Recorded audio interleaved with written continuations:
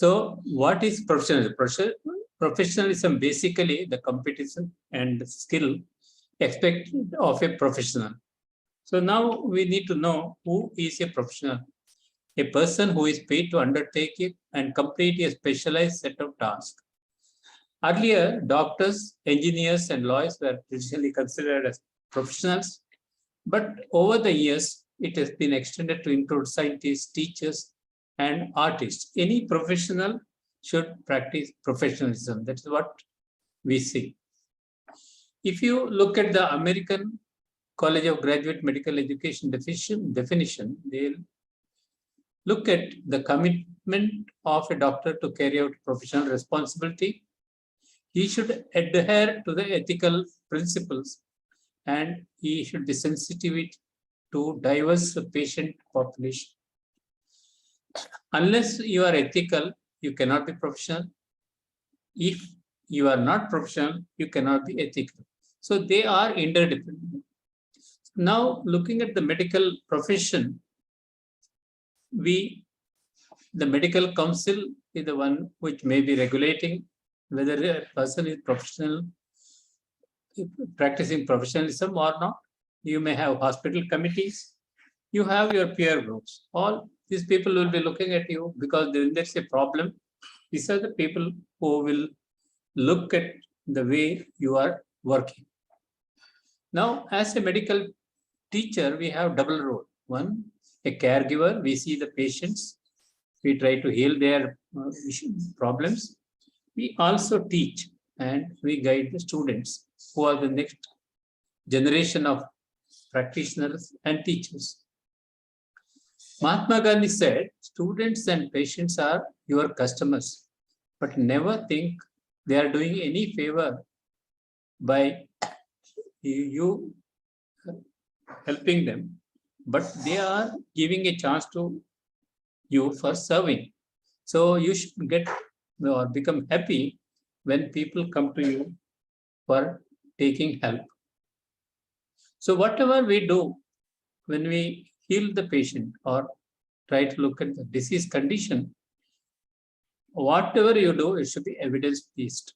And the clinical judgment basically consists of 3 steps. First, we should take a detailed history because unless you talk to the patient and understand the patient, you cannot proceed further.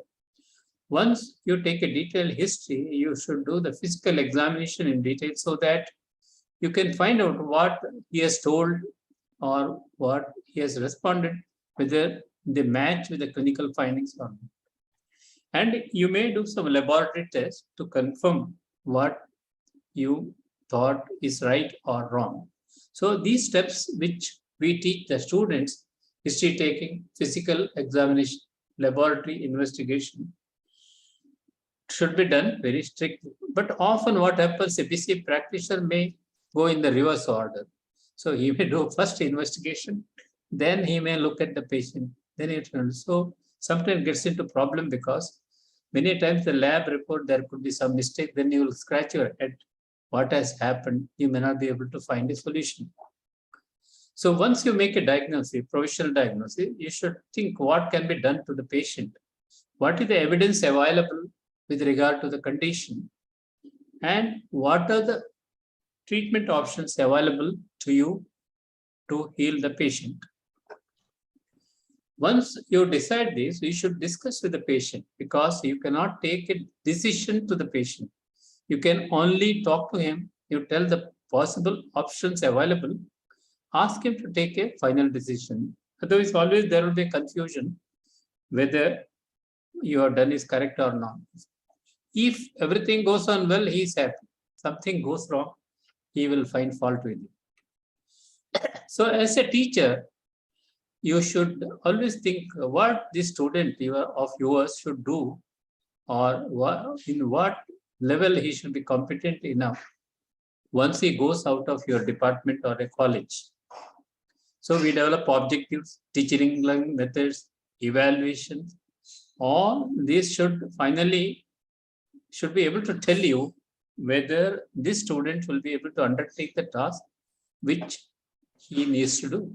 So that is our present day competency-based education when he goes out, whether he can deliver the goods or not. The good clinical teacher should encourage active participation of the student. He should demonstrate positive attitude. He should emphasize on applied problem solving. He should integrate the basic science with clinical medicine. Otherwise, there may not be connection between what he has learned in the basic science and in his clinical practice. And didactic teaching should be minimal or should be reduced. You should closely supervise the students and provide effective feedback. In the present day curriculum also, we talk about reflection, feedback. So they are important. It should be recorded whether it is going in the right direction or not. You should not rely on verbal clinical presentation. You should give adequate opportunity to the student to practice. The teacher should be a good role model in patient relationship. If you do not behave well with your student, obviously your student also will not follow, will have the wrong type of reaction. He should provide stimulus for thought and challenges to the student. And always the teaching should be patient-oriented than the disease-oriented. Same disease may present differently in different patients, and so the treatment required also may not be always same. Always the teacher should be friendly. After all, we are all friends. And he should be like a parent at home. He should be helpful. He should always be available. When the student is in problem or distress, the teacher should be there to help him. Now, all of a sudden, why this professionalism, interest in professionalism come? One is drawback of the high-tech medicine. All investigations are available. So many people may feel, okay, let us get the investigation. The lab reports will make a diagnosis. Why waste time on taking a history, talking to the patient, and examination? Commercialization and decline in values. This happens because there are a lot of money spent on getting a medical education, so they want to earn and get back the money. So sometimes the practice may not be completely ethical or professional. Growing consumer awareness, because internet is available, all informations are available. So the patient or the relatives will also look for various issues in relation to that disease. So this develops sometimes the mistrust on the public on the doctor. And they also know that after all, a doctor is a human being, so he can make mistakes. And many times some patients may come only to create problem. That also may be there. So we also have to compete with the traditional healers because sometimes they may be more popular than a well-trained doctor. So we should try to regain the time-honored reputation of the medical profession, and this should be told to the student and in both action and knowledge. The fundamental principles of profession is that as a doctor, primacy of patient welfare. We should focus on the attention, trust, and patience in always should be the supreme. And always think patient is a separate individual. He is not part of, he has his own autonomy. So you can educate them, you can empower the student, but never take a decision to a patient because it is not your body, it is his body. Finally, he has to take a decision.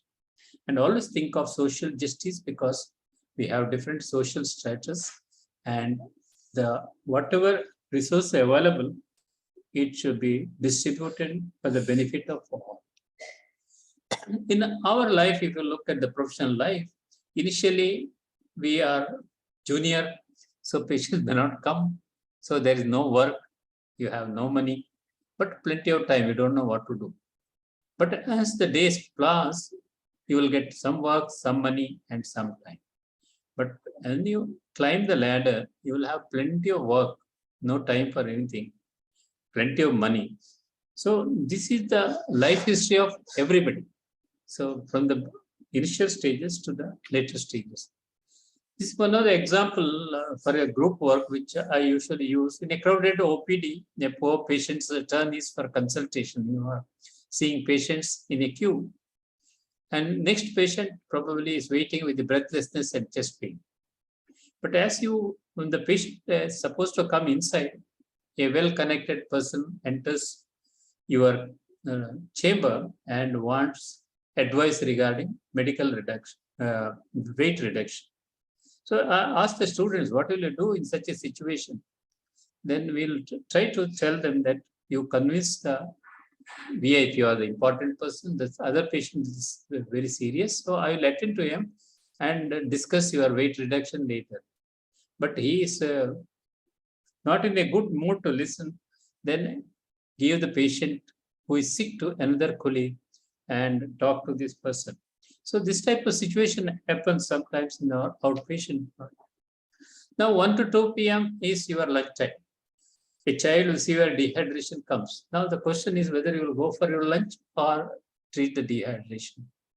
So some students will say, sir, I will go for lunch and come. Whereas others say, no, patient is serious, patient is very important. So you should see that the patient gets the sufficient care. Even if you are going for lunch, you should hand over to another person, or you write the intravenous fluid, the nurse or other person can administer that. You can have your lunch and come, or you wait for the next duty doctors to come before you leave. Now, sometimes you want to do research. So you want healthy volunteers. You look here and there, you don't find anything.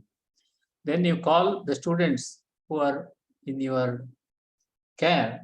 You say, I am examiner to you. So anybody doesn't want to participate in the study, I have no objection. But please, those who are willing, you sign the informed consent form. So you find that no student, if you are examiner, will have the guts to say, okay, I will not participate in your study. So this is unethical. We should tell that normally what we say is that either you use the students who have passed your examination. Suppose you are a second year teacher, you take third year, so who are not under your control, except probably in medical education. When you want to do a medical education study, you cannot take another group. You have to take the same group. It may be an exception. Otherwise, usually you should not include students who are under your direct control for any research work. Now, sometime all of you must have faced this situation. You are in examination, but some students perform badly. But there will be so a lot of pressure from behind to pass the student, either by phone or physical, whatever it is. So normally it becomes a problem. So normally what I do is I explain to the situation. Suppose I pass, he will not only become dangerous to society, tomorrow you become ill, this person may have to treat you. So you should be careful in passing. So it is not against the student, but against his performance. So you should explain and make them understand rather than giving a pass. Now coming to the key points of professionalism, you should have respect for others. You should have humanistic qualities, compassion and empathy, which should be taught to the students. Honesty, integrity, ethical and moral standards should be maintained. You should are accountable to the society as well as your profession. You should commitment to the service you as in the duty and while advising. Should be a good communicator and collaborator. Lifelong learning, which medical council now stresses on it. So absence of self-interest and altruism are important. Now, the problem in professional is, first of all, defining profession. What I think is professional may not be professional for another person. So the definition itself is a problem sometimes. When it goes outside too much, then everybody says, yes, there is a problem. Difficulty in measuring the behavior, unlike signs, symptoms, or drugs to be given, that is easy to measure. But professional behavior is not that easy to measure because you should be continuously observing the person. Factors beyond the control of the teacher. Sometimes the students may be backward in studies, personality problem may be there, parenting problem may be there, schooling, social criteria, lot of other factors which beyond medical education may be there. You have to consider all these factors while training the students. Many times the student may not find a very good role model. The seniors himself may be doing wrong. So how do you expect the student to do better? So professional has to be taught, but should also be observed whether it is being learned or not. Now coming to ethics, the 4 universal principles of ethics, all of you know, so I may not have to tell: autonomy, justice and equality, beneficence, non-maleficence. Do good to the others, never do harm to others knowingly. Sometimes mistake can occur. Always maintain justice and equality. And other individual has got an autonomy that must be understood by the other person. And we add confidentiality to this because as medical professionals, we have a responsibility of maintaining confidentiality. This cannot be breached. Now, some examples. You are not getting enough participants for your study. You want to do a study. Then you tell them that I will give attractive gifts. I will give compensation in the form of money. I will bring you here to the hospital. I will take you back. I will give you food, everything. So this is what's called as inducement. The ethical committee has to look into that whatever we give compensation should be reasonable. It cannot go beyond where it becomes an inducement. Now you want to conduct a trial on a drug. You know there are some side effects. Not that we don't do studies with some side effects. It should not have major side effects. Always remember that you should not do harm. If at all, you cannot do good. So whenever you take consent, whatever minimal side effect is there, that also to be told to the participant and take an informed consent. This is very, very important. So as teachers, we often focus on explicit curriculum. So the medical council has listed this. So you tell all these.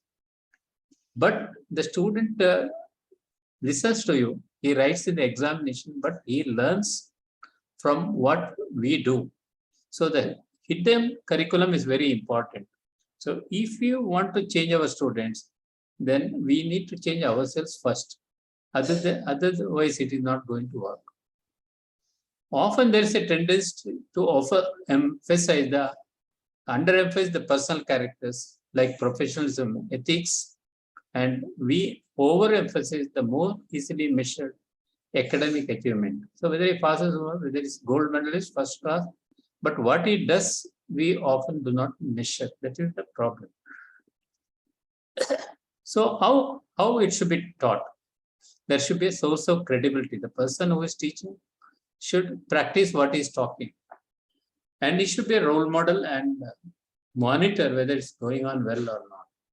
There should be continuous reflection, and you should give opportunity to demonstrate the skill to the student, by the student. And you have to do formal and informal assessment. You should do. You should also look at spiritual development, which is equally important, not only academic information. You can give simulated patients. You can have small group discussion. So various methods we can use. Dolly Parton said, the way I see it, if you want to see the rainbow, you have to put up with the rain. So you cannot sit in your house, inside the house and see the rainbow, just like I see from outside in the rain. So you should get drenched, then only you will see as I am seeing. So look at these birds, the penguin. The mother one is telling the baby, smaller ones, how to fly. So it gives a introduction, then it starts flying. Now you follow me. This is what a teacher should do. You do, then you give examples, then he make them to observe and learn. So we teach the students ideal, but they often learn from real. They observe what the teacher is doing, then they learn from that. So lack of professionalism may come when there is abuse of power with your colleagues and patients, which we should be very, very careful. Whether colleagues or patients, all are important. Everybody is a human being, so that respect has to be given. There could be sexual harassment at any cost. Even if it is not there, sometimes complaint can be there. So you should be very careful when you are dealing with a patient of another sex. There can be a breach of confidentiality. What has been told to you as confidential information, if you divulge, it also becomes wrong. And sometimes there may be arrogance, like a display of superiority, self-importance. This may create problems. There could be greed for money, power, promotion. So many things could be there. Sometimes consciously a person may misrepresent fact because he does not want to tell the truth. Physical and mental impairment could be another cause of in the individual. Lack of consciousness, and sometimes there could be conflict of interest. Most of the journalists, they will tell whether there is any conflict. Many people write there is no conflict, but without knowing what is really is conflict or whether it is really there. So the conflict of interest should be always nullified. In Toronto, 2001, they have done a study. 47% of the students were under pressure when they did unethical practice. And 61% of the students told they observed the teacher doing the same thing earlier. So as teachers, it is our responsibility that we practice both professionally and ethically. Now, another example, you conduct a research project, but the outcome is not as per your expectation. But medical council and your institute wants publication. They say you publish, and unless you publish, you will not promote. So you alter the values and publish a scientific paper. Paper gets published already. Then later people realize that you have altered the values. Suppose if they ask raw data, then you should be able to provide the raw data if there is a confusion. So this may sometimes happen in research. Sometimes pharmaceutical companies may approach you for conducting clinical trials. Many times they will tell, this is what you expect, and the results should be as we expect. If the results are there and we can promote our drug, we will give you foreign tour, we will give the gift, all those things. But you should never fall prey to this type of things, because later it will create problems. Somebody will find out what you've done and it may create problems. Now, a professor conducts a study. His wife and child require promotion, publication for their promotion. They may not be connected with the study because they are in a different department. They may not have come in contact with what you have done. But this professor may add his wife and child as a co-author. This is also unethical. If a person is not connected with the study, normally good journalists will tell you what is the contribution of each author. Of course, you may write anything. What has been done need not be told. So, a roadmap for professional ethics, you should set up expectation. What you expect out of the student when he goes out. Create an environment for promoting professionalism and ethics. And you yourself become a role model. So you set up an expectation, create an environment, develop a role model, and then you assess whether it has been done or not. So the education of a doctor, which goes on after his degree, is the most important part of his education, because we deal with patients more, public more. So every day is a learning experience. So social accountability always should be stressed. Obligation of the medical schools to direct their education, research, and service, whatever they do, it should address towards the problems of the society. So we do some research which has no relevance, then probably it's a waste of money. The core values in professional ethics, whatever it is, should be relevant, quality should be maintained, equity, and cost. So often we should ask the question, are we addressing these issues as a teacher or a practitioner? Now, how to assess the profession? I told it is difficult to assess. So what elements should be assessed? Should it be continuous? I say it should be continuous. 360 degrees evaluation should be done. It should be a multi-dimensional approach. Formative and summative level should be assessed. And workplace-based assessment is ideal. So it should be continuous assessment. Reflection should be there. Feedback should be there. This is a famous Miller's pyramid. So all our students should be at the dust level, not below that. So we can use different methods. We can have peer review. Others can give feedback. Direct observation can be done. This observation can be done by the patient, can be the paramedicals, colleagues, seniors, juniors, anybody. And we can develop OSCE stations. Standardized patients can be given. Student evaluation forms can be used. Teamwork exercise can be done. Mini evaluation exercise. You can also videograph the activities of the student and then replay and show what were the mistakes has been done, how to improve on it. So professional action, the knowledge, skill, attitude we have to define. We should develop methods for imbibing these, whatever you have listed.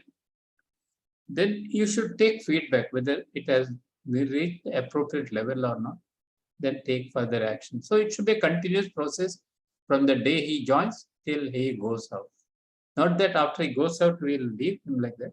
He should continue to practice what he has learned. So lifelong learning and continuous professional development are very important for a medical practitioner. In a modern medicine, super specialization will come. So compartmentalization. Earlier, MBBS doctor means he's a big man. He will do everything, starting from surgery, medicine, everything will be done. So compartmentalization, the problem is that the care also becomes compartmentalized. Suppose you tell you go to a peripheral doctor first, then a specialist, then a super specialist. The patient also will think, why I have to pay 3 people? Why not go to the super specialist first? So if he has got some problem related to the nervous system or brain, he will straight away go to the neurologist, although it may not be any major issue. Faculty reward system also makes change the behavior. Publish or perish. Keep publishing. Make number of papers. What you have done, nobody bothers, but how many papers you have published. There could be a generation gap. The role model may not be okay. So how can we be more accountable, addressing the health needs and tailoring our duties and services for better health outcome? Reflecting on our routine, you should focusing on the relevance, quality and equity and cost of treatment and education, what we are doing, and extend the horizon beyond the routine, whether we can do some innovation, whether we can improve the service, what can be done. So it's a continuous process. So to conclude, professionalism and ethics are important components of medicine's contact with the society. We need to make a good decision to our patients and students. Both are important. Students also important, patients also important. We need to apply these decisions professionally, and we need to be vigilant and sensitize our students and trainees so that they will be perfect when they go out of your department or the institution. So I end with William Osler's quoting from William Osler. A good physician treats the disease. He focuses on the disease outcome. But a great physician not only treats the patient, but also he treats the patient who has the disease, not just the disease, but also the patient. So thank you very much for your patient hearing. And although oration, there are no questions allowed, but you can ask any questions if the organizers permit. So thank you very much once again. And my respect to Dr. Rita Sood once again, and the organizers who have invited me to deliver the talk, and all of you who have listened to me. And There is no copyright. Whatever examples I have given, you can use for training your students also. Thank you very much.